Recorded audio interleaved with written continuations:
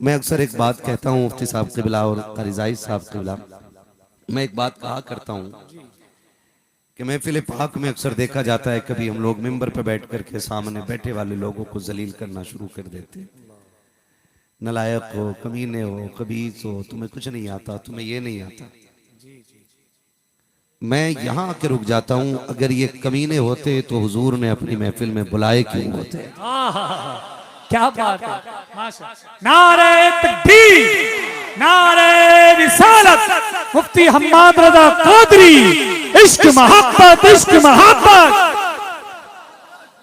अगर ये बुरे होते तो हुजूर की महफिल में बैठे नहीं होते, क्योंकि मेरा अपना मानना यह है कि मेरे आंगन में कोई मेरे बुलाए बगैर नहीं आ सकता, तो हुजूर की महफिल में उतनी उनकी मर्जी के बगैर कौन आ सकता है। जी जी जी। अगर सिर्फ महफिल के वजह से आने थे तो एक एक बच्चा उठ के आ जाना चाहिए था, लेकिन यकीनी तौर पे कह सकता हूं सिमरावा में सिर्फ इतनी मुसलमान तो नहीं है ना, और भी होंगे, है ना। कितने ऐसे भी होंगे जो आकर के चले गए होंगे। इतनी रात में कोई खास ही खास को बुला सकता है जी। ये याद रखिएगा, खास ही खास को बुला रखा है। कोई तो बात ऐसी होगी कि हुजूर ने अपनी महफिल में बैठा रखा है। हमारा अपना मानना यह है, महबूब की महफिल को महबूब सजाते हैं, आते हैं वही जिनको सरकार बुलाते हैं। मेरे सामने बच्चे भी हैं, जवान भी हैं, बूढ़े भी हैं। मैं एक बात अर्ज कर लूं आपसे, और ये मैं खुद से भी कहता हूं, जब तक बंदे के अंदर अना और मैं का नशा होता है ना, उस वक्त तक बंदा कुछ नहीं हो सकता है। जब तक कोई ये समझे कि मैं कुछ हो गया हूं तो समझ लो वो कुछ भी नहीं रहा है। ये तेरा करम है आका कि बना लिया है अपना, अल्लाह अल्लाह। कहा मुझसे ये कमी ना, कहा सिलसिला तुम्हारा। माशाअल्लाह।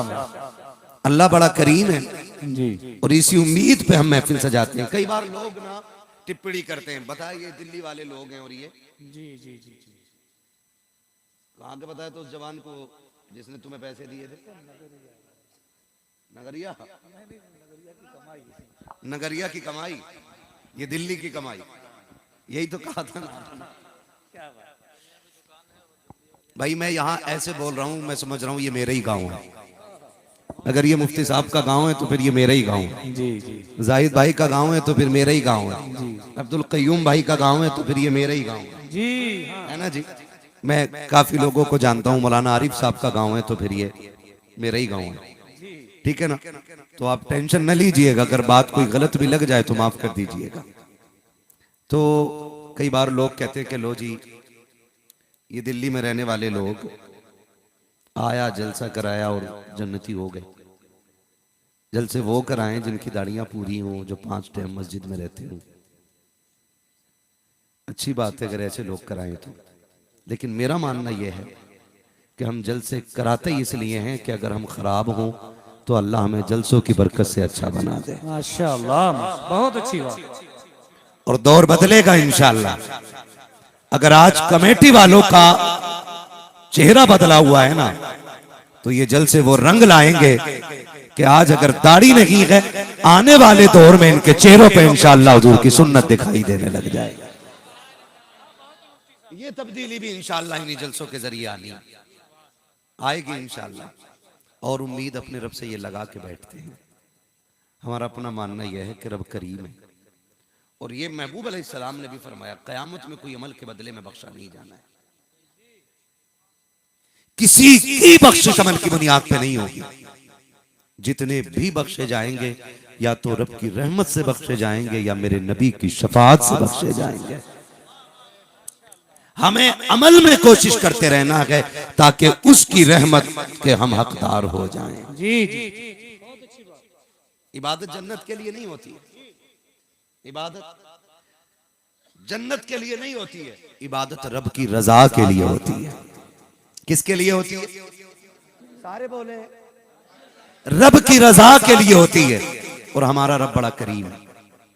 अभी मुफ्ती साहब क़िबला ने बताया कि कोई बच्चा छत से कूद गया बाप के समझाने पे। अभी एक फाइल लोग देख रहे हैं, देख रहे हैं ना, सारी दुनिया देख रही है आज, है ना।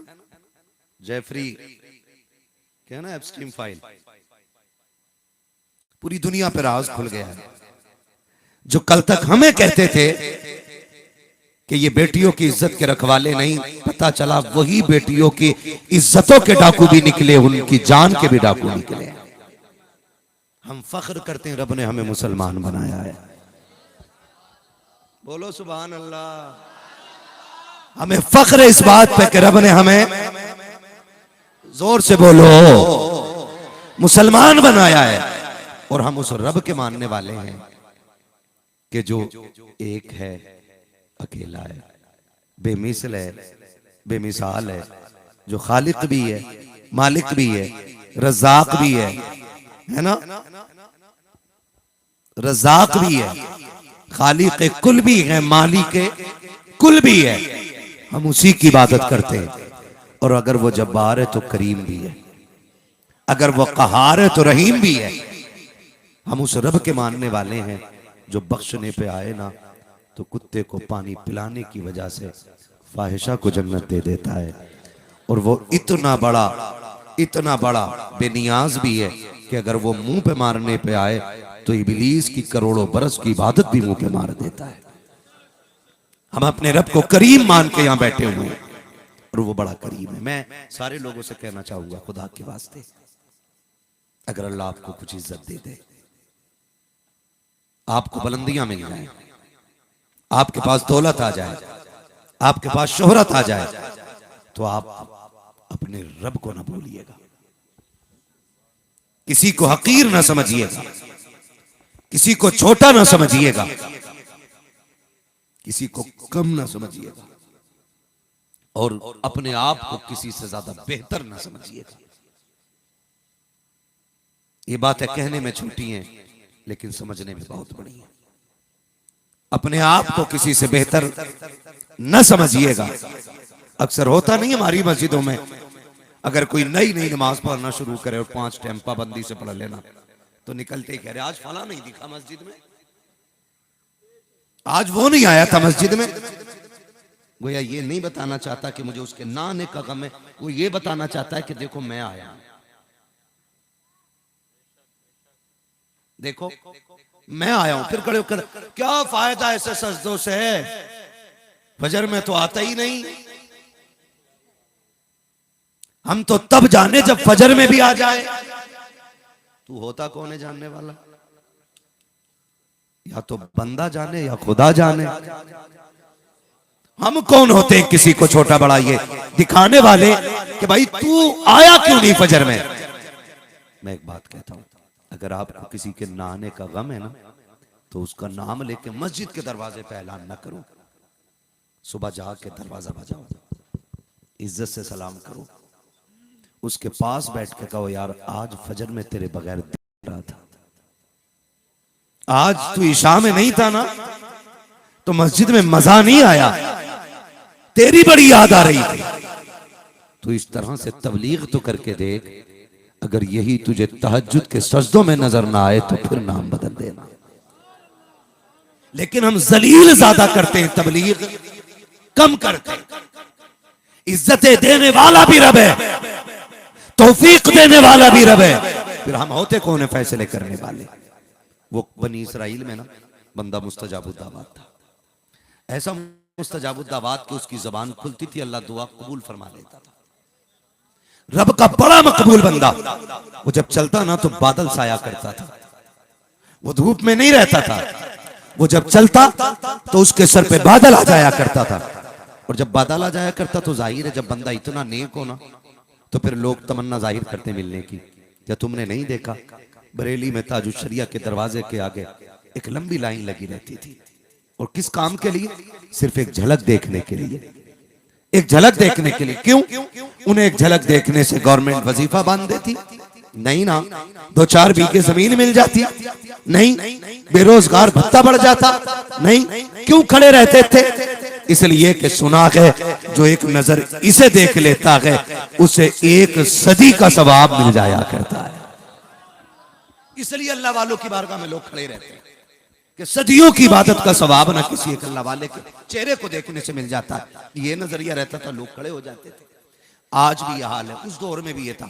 तो जब बंदा इतना मकबूल बारगाह हो कि उसकी मर्जी से जब वो कहे अल्लाह बारिश कर दे, वो कहे मौसम बदल जाए, तो फिर उससे कौन मिलना नहीं चाहेगा।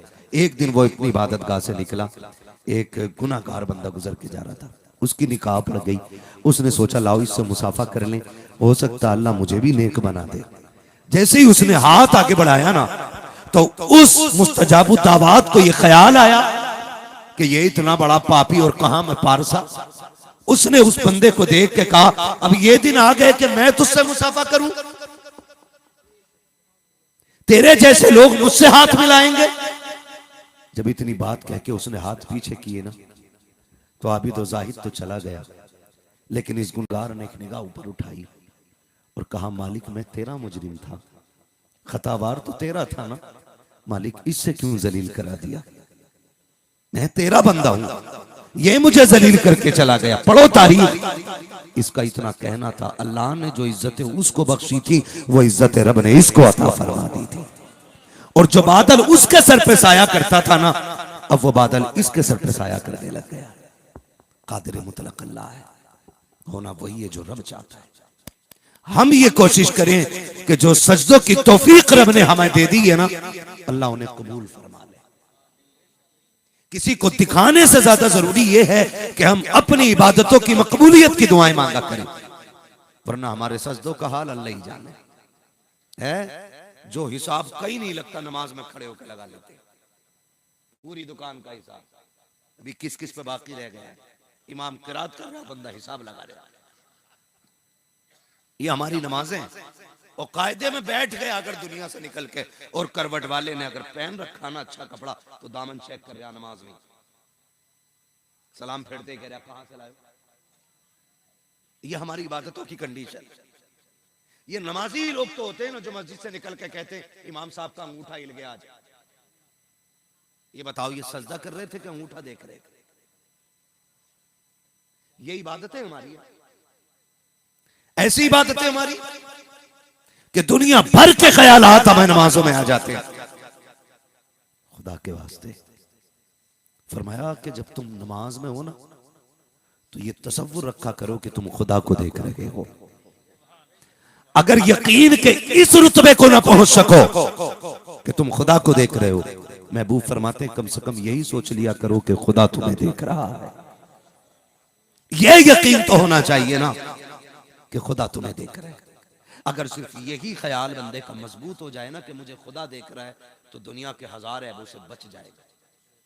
एक परचूनी की दुकान पे चले जाओ ना, एक वहां पे वो लगा होता, बड़े बड़े जो मॉल होते उसमें पहले ही एक स्लाइड लगी होती, उस पर लिखा होता होशियार कैमरे की नजर में हो। तो अगर टॉफी भी उठा रहा तो रख दे रहा, कैमरा देख रहा, गेट पे पकड़े जाएंगे। ऐसे ही है ना, एक टॉफी भी नहीं उठा सकते हो क्योंकि किसी ने लिख दिया कि आप कैमरे की नजर में हैं, आप एक टॉफी नहीं उठा सकते हैं, आप एक खिलौना नहीं चुरा सकते हैं, आप एक कपड़ा नहीं चुरा सकते हैं, क्योंकि कोई लिख के चला गया है आप कैमरे की नजर में हैं। जबकि ये भी तो हो सकता है कैमरे का वायर कनेक्ट ना हो, ये भी तो हो सकता है करंट ना आ रहा हो, ये भी तो हो सकता है कैमरे का लेंस खराब हो चुका हो, लेकिन किसी ने लिख दिया कि कैमरे की नजर में है। डर इतना पैदा हो गया, एक टॉफी नहीं चुरा सके। खुदा की कसम, ये मेरे नबी ने बताया है कि खुदा देख रहा है। अगर ये यकीन हो जाए, फिर किसी की कोई चुगली नहीं करेगा, कोई कीमत नहीं करेगा, कोई चोरी नहीं करेगा, कोई किसी को नुकसान नहीं देगा। अगर बड़े से बड़ा गुनाह करने का इरादा होगा, ख्याल ये आएगा खुदा देख रहा है, बंदा यहां भी बच जाएगा वहां भी बच जाएगा। सिर्फ यही अकीदा मजबूत कर लो, यही अकीदा मजबूत कर लो कि खुदा देख रहा है। जो है ना सारे लोगों की ये अकीदा बड़ा कमजोर है हमारा। ये अकीदा बड़ा कमजोर, रात की तन्हाई में डट के गुनाह करते और सुबह उठ करके पारसा बन जाते। खुदा के वास्ते ये नजरिया अपना मजबूत करें कि खुदा देख रहा है। ये अकीदा कैसा होना चाहिए? हजरत उमर फारूक आजम है, दौरे खिलाफत हजरत उमर का, और हम तो दुनिया को बताना चाहते हैं निजाम दुनिया का कैसे चलेगा। ये तुम्हारे अय्याशों की लिखी हुई किताबें नहीं बताएंगी, ये अगर निजाम सीखना है तो मोहम्मद अरबी के गुलामों से सीखना पड़ेगा। नबी के उमर को पढ़ो, नबी के अली को पढ़ो, नबी के गनी को पढ़ो, नबी के अबू बकर को पढ़ो, फिर पता चलेगा कि निजाम कैसे चलते हैं सल्तनतों के। आज ना माफ कीजिएगा, हो सकता है यहाँ भी होंगे, क्योंकि आजकल ना जो पढ़ जाते हैं वो IAS IPS बन जाते हैं, MBBS बन जाते हैं, सुन रहे हैं ना, जो पूरे पढ़ जाते हैं तो वो ये बन जाते हैं, जो आधे पढ़ते हैं वो कहीं क्लर्क बन जाते हैं, कहीं मैनेजर बन जाते हैं, और जो बिल्कुल नहीं पढ़ते हैं वो सफेद कपड़े पहन के नेता बन जाते हैं। सियासत का बड़ा शौक है, रुमाल डाला 3 पट्टियों का, नेताजी बन गए। हाँ, बड़ा बुखार है और सियासत की सीन से वाकिफ नहीं है, और पूरी सियासत संभाले घूम रहे, और पूरा समाज कहता आओ नेताजी, आओ नेताजी।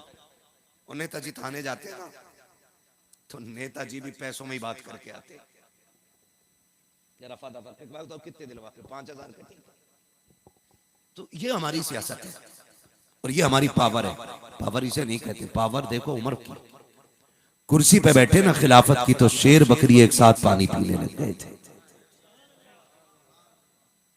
शेर बकरी एक साथ पानी पीने लग गए। लोगों में बातें होने लग गई, यार शेर बकरी से नहीं, बकरी शेर से नहीं, भाग ही कोई नहीं रहा किसी से, मसला क्या है?